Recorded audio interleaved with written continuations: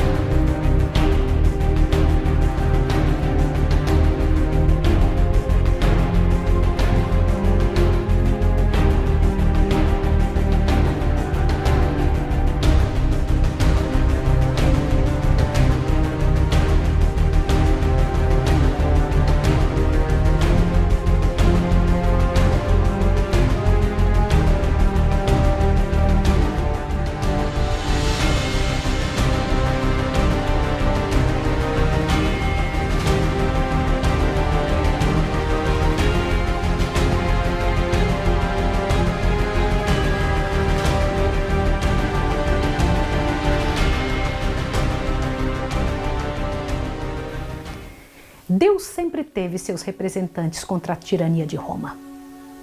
Você consegue imaginar a tocha sendo levantada de país em país por servos escolhidos por Deus, mesmo que eles nunca tenham se conhecido?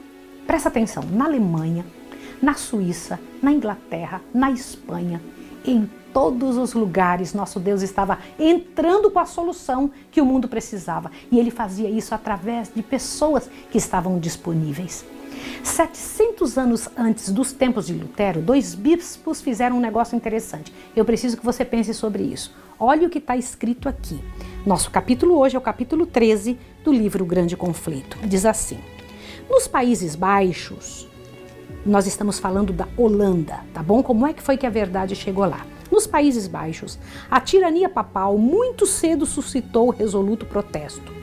700 anos do tempo de Lutero, dois bispos enviados em embaixada a Roma, ao se tornarem conhecedores do verdadeiro caráter da Santa Fé, dirigiam corajosamente ao pontífice romano as seguintes acusações. Te prepara agora para ouvir. Lembra, 700 anos antes de Lutero. É muito tempo, quase 1000 anos antes de um homem se levantar para a reforma. Olha o que esses bispos disseram. Olha só.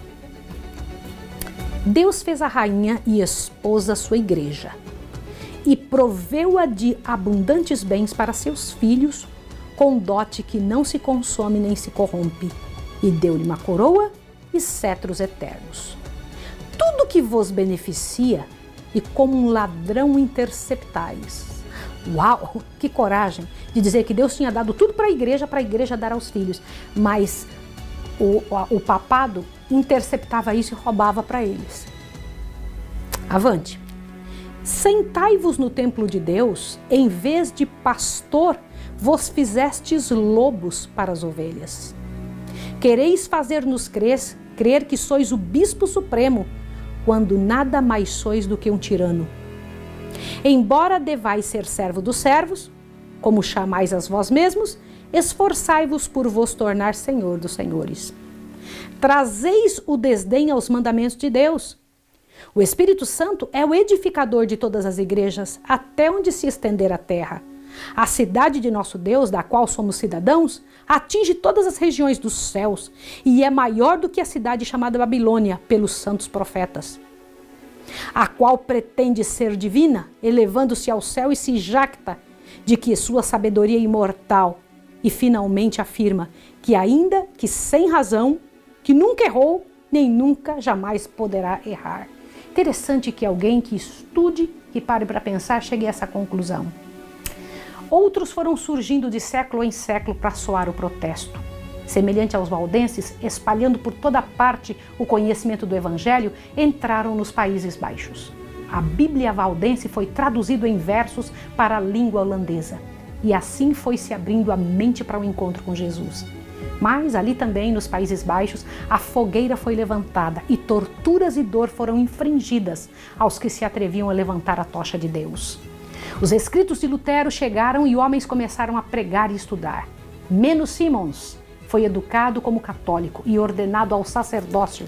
E totalmente ignorante quanto às escrituras sagradas, não queria lê-lo, com medo de cair na heresia dos protestantes. Ele tinha medo, falou: eu não vou ler esse livro aqui não. Chegou aqui o Novo Testamento e eu não vou ler porque eu vou cair na mesma situação dos protestantes. Mas certa vez ele teve dúvidas quanto à doutrina da transubstanciação. Lembra o que era isso? Eu expliquei para vocês uns programas passados, né? Que a heresia de se dizer que na missa se constrói o corpo de Cristo todas as vezes em que é apresentado a hóstia e aquele vinho. Compreende? Isso não é verdade, não se faz o corpo de Cristo, só Deus conseguiu fazer o corpo de Cristo. A igreja CIJAC está dizendo que consegue fazer, Deus só fez um Deus, ela consegue fazer Deus todas as vezes que tem a missa. Por isso a missa se torna um problema tão grande. E Simons tinha essa dúvida e considerou essa dúvida dele uma tentação de Satanás e repeliu o desejo de buscar resposta nas Escrituras. Fez penitências degradantes, tentando acalmar a consciência, mas nada de sentir paz. Foi então que começou a estudar a Bíblia e, junto com os escritos de Lutero, tornou-se participante da fé reformada. Logo testemunhou em uma aldeia a decapitação de um homem que tinha sido rebatizado. Ele falou: peraí, um homem está sendo decapitado porque foi rebatizado? Aí ele procurou na Bíblia a verdade sobre batismo infantil e ele nada encontrou que justificasse batizar uma criancinha. E verificou que a única maneira de chegar-se a Deus era arrependimento e fé. E isso era tudo que se exigia para se receber o batismo. Menno retirou-se da Igreja Católica e então ele começou a ensinar as verdades que havia aprendido. Mas tanto na Alemanha como nos Países Baixos surgiram fanáticos prometendo a força e a guerra aos romanos, aos quais Menno lutou para ajudá-los e ver haver a terrível oposição, e muitos foram resgatados. Havia muitos que tinham recebido a semente lançada pelos valdenses, e para esses o trabalho de Menno teve grande êxito. Durante 25 anos esteve viajando com a família pelas cidades da Alemanha e dos Países Baixos, levando a verdade sobre grandes provações, mas sem esmorecer. Você entendeu como esse homem trabalhava? Era um missionário voluntário, que saía de casa em casa, junto com a família toda. Imagina que vida essa que esse homem viveu. Eloquente e incansável. Fazia o trabalho com esmero, com muita dedicação, piedade sincera e maneiras gentis, trazendo na própria vida as maneiras que ensinava. Muitas vezes confundidos com os adeptos de Münzer. Lembra de Münzer, que nós estudamos? Que eram aqueles fanáticos que apareceram na época de Lutero. Eles eram confundidos, né, com esse povo, coitadinhos. Permaneciam firmes, tentando mostrar que tinham a fé de Deus, aquela que Deus tinha entregado aos santos. Em parte alguma, a doutrina de Cristo foi mais geralmente recebida do que nos Países Baixos, mas também em poucos países suportaram seus adeptos maiores perseguições. Só para você entender o que eu vou falar. Os Países Baixos, a Holanda, receberam a verdade de Deus de uma forma muito tremenda. A Holanda já foi toda reformista. Por que que hoje é o país mais ateu do mundo? Para você entender isso, você vai ter que continuar conosco para compreender como uma nação chega ao ponto que chegou a Holanda. Agora perceba o que foi que aconteceu naquela época. Por que era que a reforma tinha sofrido tanto? Na Alemanha eles tiveram Carlos V, lembra a situação quanto ele perseguiu? Mas nos Países Baixos foi ainda pior. Eu vou te explicar por que nos Países Baixos foi pior do que na Alemanha. Porque Carlos V tinha sido só uma pálida ideia do que Roma é capaz de fazer. Observe agora, olhe só. Nos Países Baixos, seu poder foi maior, o poder da Igreja Romana. E editos perseguidores seguiam-se uns aos outros em rápida sucessão. Ler a Bíblia, ouvi-la ou pregá-la, ou mesmo falar a respeito dela, era incorrer na pena de morte pela tortura. Orar a Deus em secreto, deixar de curvar-se perante imagens ou cantar um salmo era também punido de morte. Mesmo os que renunciassem seus erros eram condenados, sendo homens a morrer pela espada e sendo mulheres a serem enterradas vivas. Milhares pereceram sob o reinado de Carlos e Filipe II. Olhe para cá. Você percebeu o que eu li? Você entendeu o que era que acontecia? Na Holanda, a dureza do papado foi tão maior do que na Alemanha. Já pensou você pegar e ver uma filha sua sendo enterrada viva? As mulheres não eram mortas, enterradas vivas. Nós encontramos, inclusive, a cena de uma mulher que ela foi enterrada viva e teve o bebezinho quando ela estava dentro do local. Quando foram desenterrar os ossos, perceberam que ela tinha ganhado o bebê, tinha tido o bebezinho no momento em que ela tinha sido enterrada. Imagine uma cena como essa. E quantos crimes o céu deve ter visto, né? Certa ocasião, uma família inteira foi delatada por não assistirem à missa. Ao serem presos, um dos filhos respondeu às perguntas que eram feitas. Olha o que a criancinha disse. Colocamos-nos de joelhos e oramos para que Deus nos ilumine a mente e perdoe nossos pecados. Oramos pelo nosso soberano, oramos pelos nossos magistradores, para que Deus os guarde. Os guardas ficaram profundamente tocados, mas o pai e um dos filhos foram queimados na fogueira, mesmo assim. A cólera dos perseguidores era igual à fé dos reformadores.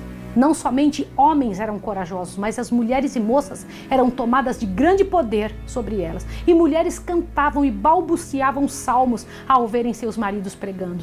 As moças eram sepultadas vivas, como eu contei para você, e elas iam vestidas com seus melhores vestidos ao serem levadas para a fogueira, e iam como se fosse para o seu casamento. Como eu disse para vocês, uma dessas mulheres deu até luz no túmulo. Coitada, imagina que situação.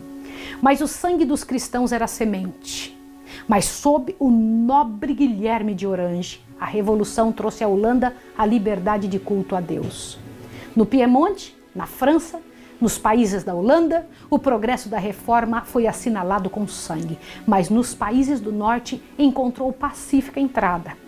Os alunos vindos de Wittenberg, lembra os alunos de Lutero? Levaram a fé reformada para a Escandinávia.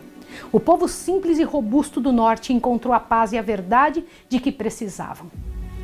Hans Tussen, o reformador da Dinamarca, era filho de um camponês.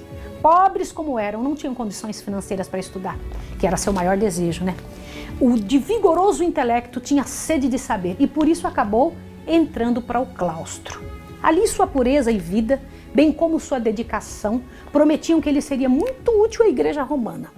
Foi então decidido dar a ele a oportunidade de escolher 2 locais para estudar. Um na Alemanha, desde que não fosse Wittenberg, tá? Porque eles tinham medo das heresias de lá, aquilo que poderia ter acontecido. Eles pensaram, não, perto de alguém que se encontrou com Lutero, não vamos mandar não. Tussen foi para a Colônia, um lugarzinho na Alemanha, onde era um baluarte do catolicismo. Logo se incomodou com os misticismos dos escolásticos e entrou em contato com os escritos de Lutero, o que lhe trouxe uma grande alegria. Desejou conhecer Lutero, mas para isso teria que ir para Wittenberg e ofender seu superior. Voltando para a Dinamarca, ninguém suspeitava de sua conversão ao luteranismo. Calou-se, porém falava das escrituras aos colegas e comentava sobre o valor de uma vida santa e uma fé mais pura. Qual não foi o ódio do prior, que nele havia depositado confiança em favor da Igreja Católica. Mandou que o levassem à cela e ali ficasse ele sob vigilância. Mas logo vários dos monges daquele convento se declararam protestantes, porque através das celas, através das barras da cela, Tussen pregava a mensagem da vida. Então decidiram expulsá-lo do convento. Aleluia! Assim os pés daquele que carregavam a verdade pura estavam agora em liberdade. Aconteceu por esse tempo um edito que dava liberdade para a pregação e Tussen aproveitou dele para pregar em todos os locais onde podia ir, a multidões que iam e vinham para ouvir as boas novas do Evangelho.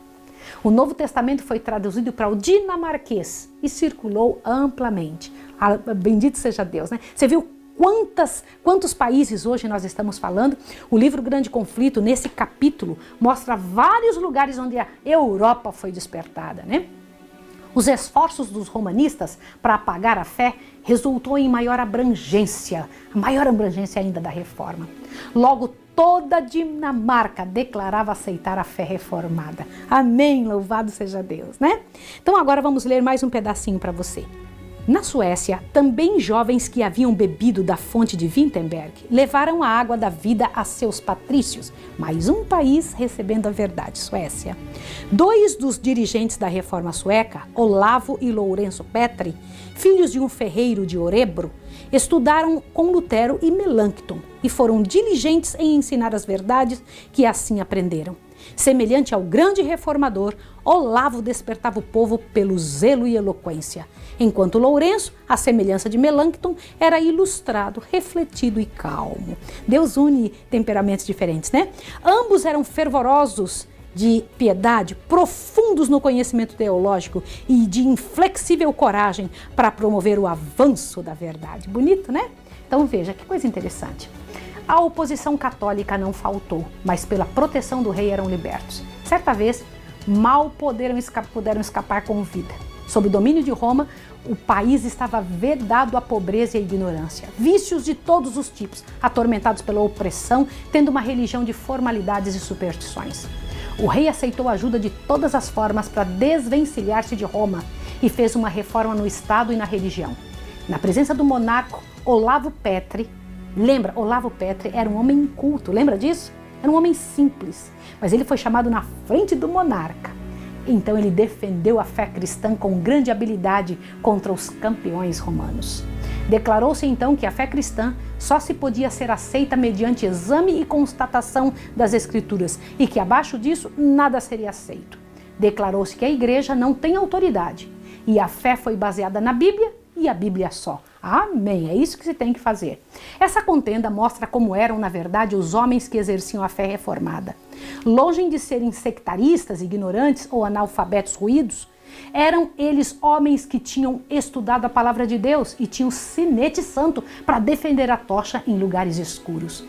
Quando fixamos nossos olhares nos lugares cheios de saber como Wittenberg, Zurique, nos confrontamos com a ideia de saber, de conhecimento. Chegamos a pensar que Lutero, Zwingli e Melanchthon eram estudiosos e por isso conseguiam essas verdades.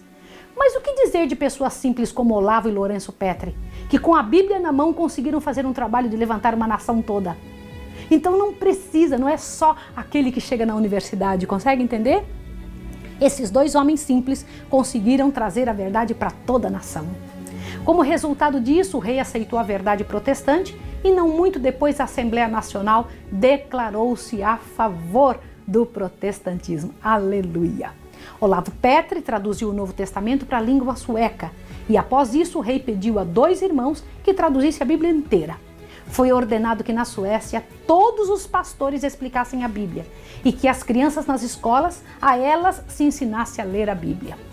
Ininterrupta e seguramente as trevas da ignorância e superstições foram dissipadas pela bem-aventurada luz do Evangelho. Liberta da opressão de Roma, a nação atingiu a nobreza, a fortaleza, como nunca tinha visto antes. Eu, quando leio essas coisas, eu fico impressionado e falo, Senhor, faça isso com o nosso Brasil, faça isso com vários lugares, Eu vou ler para você esse restinho do que Deus disse aqui. Liberta da opressão romana, a nação atingiu força e grandeza que nunca antes havia alcançado. A Suécia tornou-se um dos baluartes do protestantismo.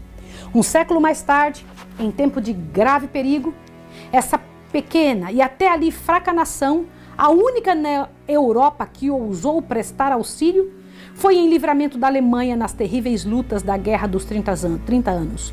Toda a Europa do Norte parecia a ponto de novamente cair sob a tirania de Roma. Foram os exércitos da Suécia que habilitaram a Alemanha a desviar a onda do êxito papal, a conquistar tolerância aos protestantes, calvinistas, bem como a luteranos, e a restabelecer a liberdade da consciência nos países que haviam abraçado a reforma. Como você se sente vendo que o Deus para quem você ora tem essa capacidade de, em todas as épocas, levantar pessoas que estão dispostas a fazer o trabalho de Deus? Você pode ser uma pessoa dessa, a quem o Senhor Deus vai encontrar na terra, com capacidade e coração pronto para levantar a tocha da verdade. Você quer isso? Você precisa orar para isso. Peça a Deus, Senhor, faça isso em mim. Eu vou orar por você e por mim agora. Senhor Deus do universo, aleluia, Senhor, obrigada, bendito seja o teu nome, por nos dar a chance, a grande chance, Senhor, de saber destas coisas, saber que o Senhor não esqueceu de nenhuma nação e em todas elas fez aparecer, encontrou alguém que quis se levantar a favor da verdade. Usa-nos também, Senhor, organiza o nosso coração e vida para o louvor do teu nome, em nome de Jesus. Amém. Até o próximo episódio da série A Tocha. Deus abençoe você.